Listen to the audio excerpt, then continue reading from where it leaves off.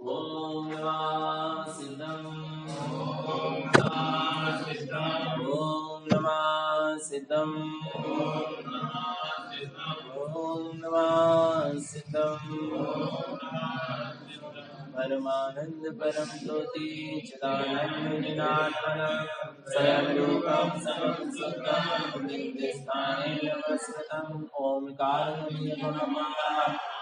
अक्षर गर्भ सारा चारों वेद सत्य जाति ताकी महिमा आत्मतत्व रहस्यम महाभाग्यम जगद्गुरुम प्रचंड धर्म सूर्यंगम वंदे श्री गुरु तारणम वंदे श्री गुरु तारणम। बोली जिनेन्द्र भगवान की, भगवान महावीर स्वामी की, भगवान के समम शरण की, वीतराग धर्म की, अहिंसा परमो धर्म की, निर्वाणी मातेश्वरी की, परम पूज्याचार्य प्रकट श्री मज्जन तारण मंडलाचार्य जी महाराज की, श्री चौदा ग्रंथादि राज की, शुद्धात्म देव की, उत्तम ब्रह्मचर्य धर्म की, उत्तम संयम धर्म की,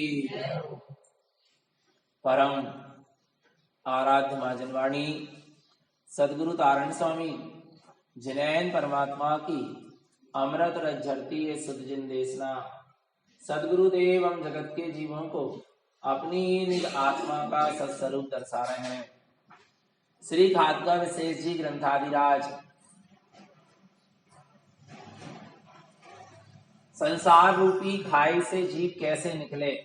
जीव अनादि काल से संसार रूपी खाई में परिभ्रमण कर रहा है और अनंत दुखों को प्राप्त हो रहा है। लेकिन अब ये जो शुभ अवसर मिला है ये हमें संसार रूपी खाई से निकलने के लिए ही मिला है। ये जो मनुष्य पर्याय मिली, जिन धर्म मिला, कारण पद मिला, सदगुरु का सत्समागम मिल रहा है, जनवाणी सुनने को मिल रही है, ये सब हमें अपने आत्म कल्याण करने के लिए मिल रही है। सम्यक्त को धारण करने के लिए, रत्नात्रय की आराधना साधना के लिए और अपना संयममय वीतरागमय मोक्ष मार्ग बनाने के लिए ये सब कुछ मिला है।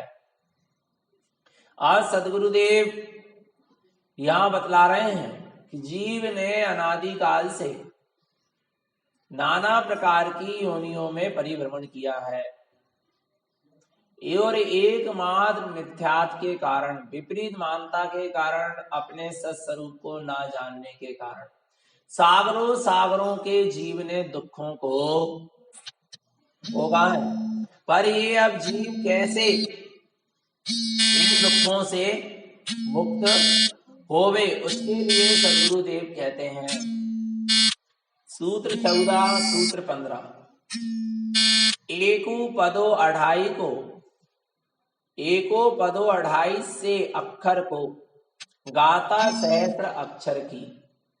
यहां मतलब यह है एको पदो अढ़ाई से अक्षर को माने 250 अक्षर की एक गाथा होती है, एक पद होता है। कितने अक्षर का? 250 अक्षर का एक क्या होता है? पद होता है। एक गाथा में 4 पद होते हैं। कितने पद होते हैं? कितनी गाथा में? एक गाथा में कितने पद हुए? 4। जैसे ओंकारस्य ऊर्ध्वस्य ऊर्ध सद्भाव शाश्वतम, 2 पद हो गए। बिंदे स्थाने नितिष्ठन्ते ज्ञानमयं शाश्वतम ध्रुवम। कितने हो गए जी? 4 पद हो गए। पहली लाइन में 2 और दूसरी लाइन में 2 पद, ऐसे कितने हो गए? 4 पद होते हैं। तो जो एक पद होता है वो कितने अक्षर का हो सकता है? 250 अक्षर का एक पद होता है।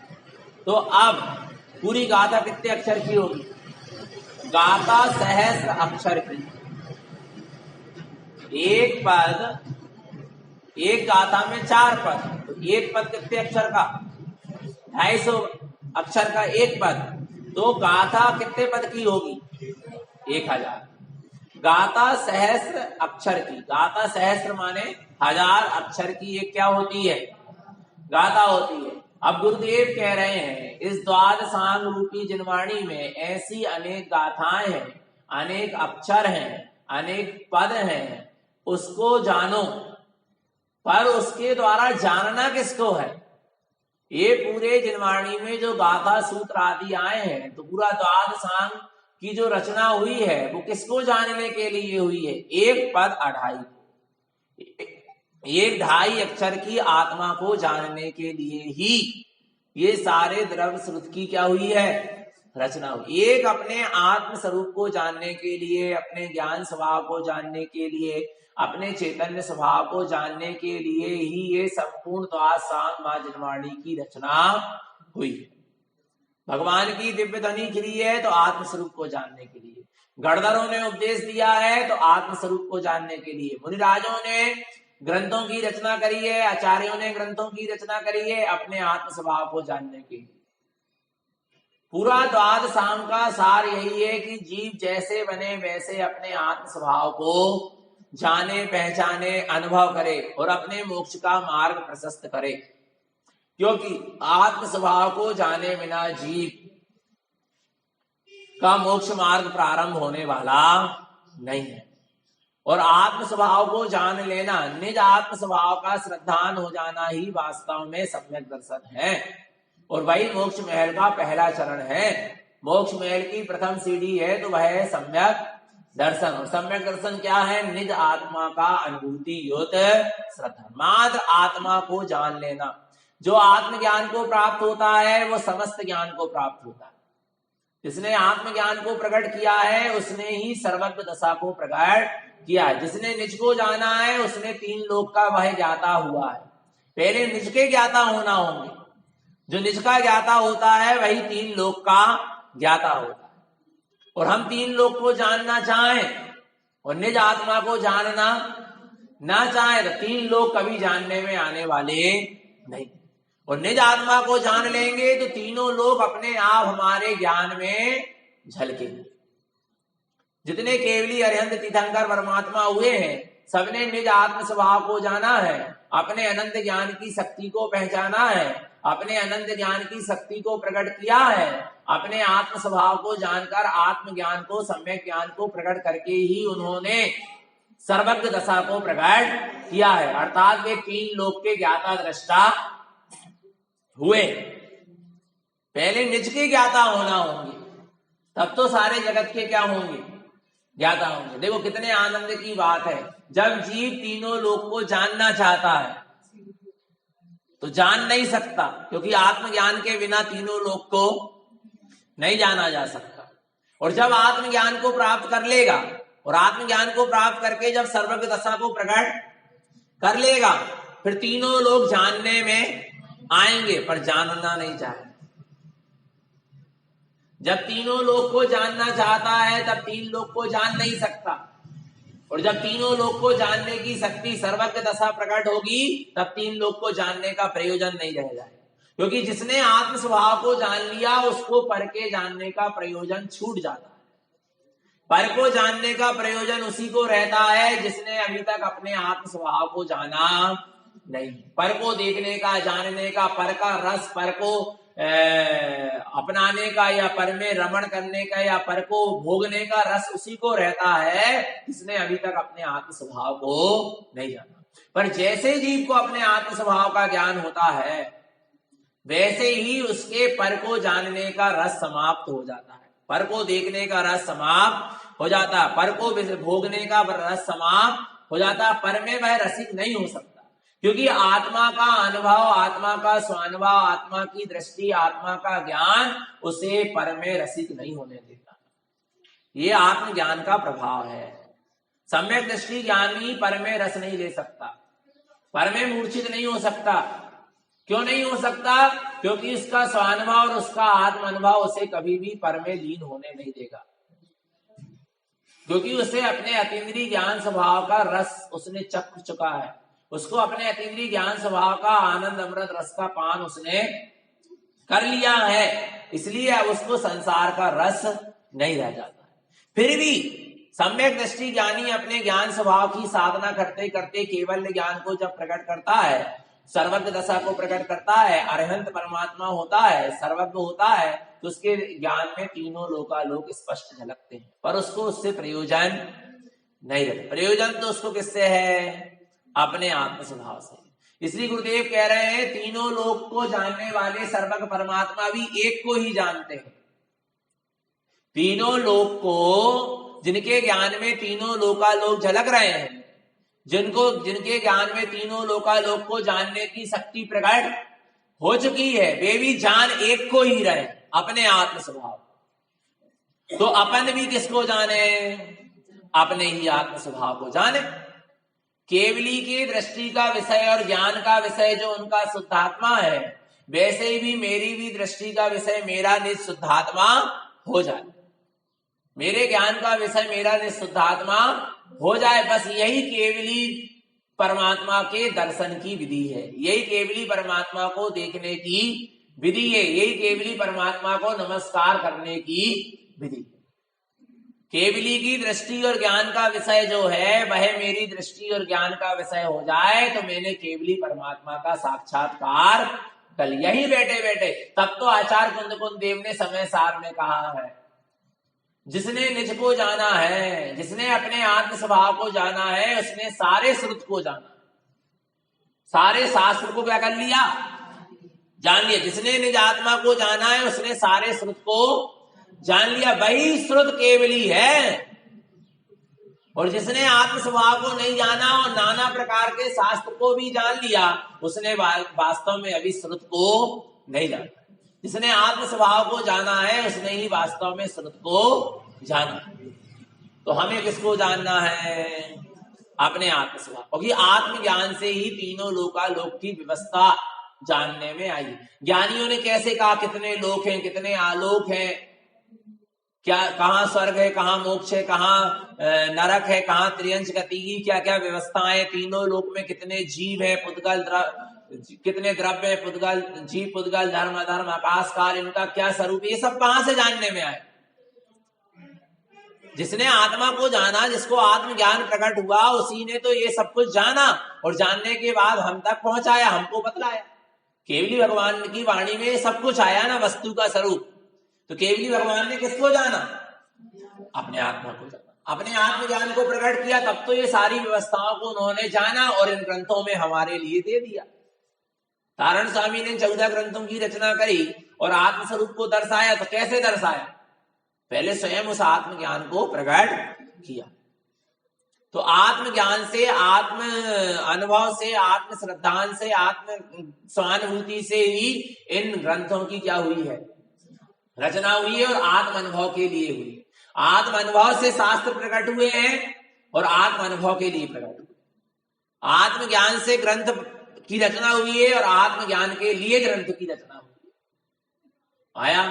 तो ऐसे हमें भी अपने आत्म स्वरूप को जानना है, पहचानना है और अनुभव करना है।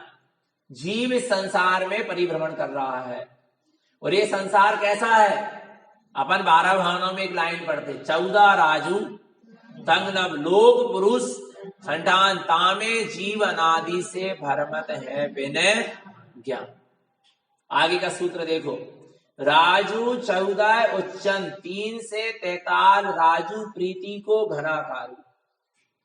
कितने राजू? ये तीनों लोग 14 राजू उच्चन। कितनी राजू की ऊंचाई है इस 3 लोग की? 14 राजू के बराबर क्या है? ऊंचाई है। और जिसमें से 343 राजू प्रीति को घनाकारु, 343 राजू के बराबर जैसे लोहे का गोला। कितने? 343 राजू लोहे का गोला आकाश में क्या कर दिया? छोड़ दिया जाए ऊपर, और उसको नीचे आने में क्या लगेगा? आ रहा कितना समय लगेगा? उसके अनुसार राजू आदि की गणना यहां पर की गई है। और घनाकारु कैसा है? घनाकारु या पुरुषाकार भी अपन कह सकते हैं। इस 3 लोक की रचना कैसी है? पुरुषाकार। जैसे पुरुष अपने कमर में हाथ रख के दोनों पैर क्या करे? फैला ले। तो यही 3 लोक की क्या है? रचना। आपने अपने 3 लोक का नक्शा देखा होगा ना, ऊपर बना शिखर में आ रहा है। तो ये 3 लोक का क्या है? तो 3 लोक कैसा है? ये पूरा कमर के नीचे वाला भाग सब अधोलोक। कौन सा लोक है? अधोलोक है। और हृदय या कंठ के नीचे हृदय तक का भाग क्या है? मध्य लोक, फिर उसके ऊपर ऊर्ध्व लोक की स्थिति है। और यहाँ जो बिंदु स्थान है या सहस्रार चक्र है, यहाँ पर क्या है? सिद्ध शिला। तो ऐसा एक ये आचार्यों ने कहा है। पर जीव इस संसार में, इस 14 राजू में क्यों परिभ्रमण कर रहा है? 14 राजू तब नव लोक पुरुष संडाम और तामे जीव अनादि से भरमत है बिन ज्ञान। किसके बिना? बिना ज्ञान के जीव इस संसार में परिभ्रमण। और एक त्रस नाड़ी है जिसमें त्रस जीव पाए जाते हैं। अपन सब कौन सी नाड़ी के बीच में? त्रस नाड़ी में असंख्यात त्रस जीव भरे, 2 इंद्री से लेके 5 इंद्री तक के जो जीव है बस त्रस नाड़ी में भरे। तो ये जीव सब संसार में इसलिए परिभ्रमण कर रहा है क्योंकि इस जीव ने अपने आत्म स्वरूप को नहीं जाना, नहीं पहचाना है। बस इसी कारण से ये संसार में परिभ्रमण कर रहा है। और अब गुरुदेव आगे कहेंगे कि नरक गति में जीव क्यों है, त्रियंश गति में क्यों है, विकलत त्रय में क्यों है, 1 इंद्री 2 इंद्री 4 इंद्री पर्याय में क्यों परिभ्रमण। इस सबके कारण गुरुदेव हमें बतलाएंगे किस किस कारण से जीव चारों गति की नाना प्रकार की योनियों में परिभ्रमण करता, किन भावों के कारण किस गति की किस योनि में हमें जाना पड़ता। गति तो है 4, पर योनि कितनी है? 84 लाख। वो कौन सी योनि, कौन से परिणाम से कैसे कर्म का बंध होता है और फिर हमको किस योनि में जाना पड़ता है, आ रहा है। तो उन योनियों का, उन परिणाम और उन भावों को भी हमें जानना पड़ेगा जिनसे हम संसार में परिभ्रमण कर रहे। जब तो हम उन भाव और परिणाम को क्या करेंगे? छोड़ेंगे, त्यागेंगे और कर्म के बंधन से बचेंगे और सिद्धि और मुक्ति को प्राप्त करेंगे। छोटा सा सूत्र है, नर्क। नर्क क्या है? अर्क ना दिष्टते नर्क, अर्क ना दिष्टते नर्क। तुम अपने अर्क स्वभाव को, ज्ञान प्रकाशमान स्वभाव को नहीं देख रहे तो कहां हो? नर्क। कहां पड़े हो? नरक में। और जो अपने ज्ञान में स्वभाव को देख लेता है, पहचान लेता है, अनुभव कर लेता है, वो नर्क में नहीं। नर्क जाओगे नहीं, नरक में ही। अच्छा, नरक की स्थिति क्या है? नरक के जीव घोर अंधकार में है। कैसे हैं? नरक के जीव कैसे हैं? घोर अंधकार में है। ऐसे ही ये जीव भी अपने ज्ञान प्रकाशमान आत्म स्वभाव को नहीं देख रहा तो काय में है? अंधकार में ही जी रहा। मिथ्यात मोह और अज्ञान के अंधकार में जो जी रहा है वो नियम से नरक में। अर्क ना दृष्टिते नरक, जिसने अर्क प्रकाशमान ज्ञान चैतन्य स्वभाव को नहीं देखा तो वो कहां है? नरक में। वो पता है ज्ञानी को नरक सा ही लगता है। ज्ञानी को जब आत्मा से दृष्टि बाहर आती है, कहां से? जब ज्ञानी की दृष्टि आत्मा से बाहर आती है, जब ज्ञानी का उपयोग अपने स्वभाव से क्या होता है? बाहर आता है। तो जैसे नरक के नारकी को नरक से निकलने की क्या होती है? तड़प होती है, ऐसे ही सम्यक दृष्टि ज्ञानी को अपने आत्म स्वभाव में जाने की तड़प होती है कि मेरा उपयोग क्यों बाहर आ गया, क्यों इस संसार शरीर विषय भोगों के बीच में आ गया, क्यों मैंने अपने आत्म स्वरूप के अतीन्द्रिय आनंद को छोड़ दिया, क्यों ये उपयोग संसार की ओर चला गया। उसको तड़प होती है, वेदना होती है। ज्ञानी को यही दुख है। ज्ञानी को ये दुख नहीं है स्त्री पुत्र परिवार मकान लाड़ी गाड़ी सोना चांदी शरीर आदि दुख नहीं है। ज्ञानी को दुख होता है, परकाय का दुख होता है कि मेरे दृष्टि से मेरा आत्म स्वभाव क्यों ओझल हो गया, मेरा उपयोग क्यों आत्म स्वभाव से बाहर आ गया, मुझे क्यों आत्मा का विस्मरण हो गया, क्यों मेरी दृष्टि पर्याय की ओर चली गई स्वभाव को छोड़ के। ये दुख, और यही नरक सा है उसके लिए।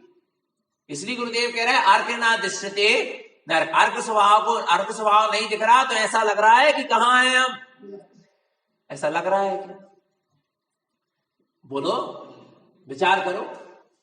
पर जिसने अर्क स्वभाव को देखा होगा और फिर उसके बाद दृष्टि यदि उसकी पर में गई होगी तो उसको ऐसा लगेगा कि मैं कहां हूं? नरक में आया। तो अपने अर्क स्वभाव को देखें, अपने ज्ञान में चैतन्य स्वभाव को देखें, निरंतर निशुद्धात्मा की सूरत रखें, अपना सबका जीवन सम्यक और संयम में बना रहे। यही सदगुरु की हम सभी भक्त जीवन के लिए पवित्र पावन देशना। बोलिए आचार्य प्रवर श्रीमद जिनतारण मंडलाचार्य जी महाराज की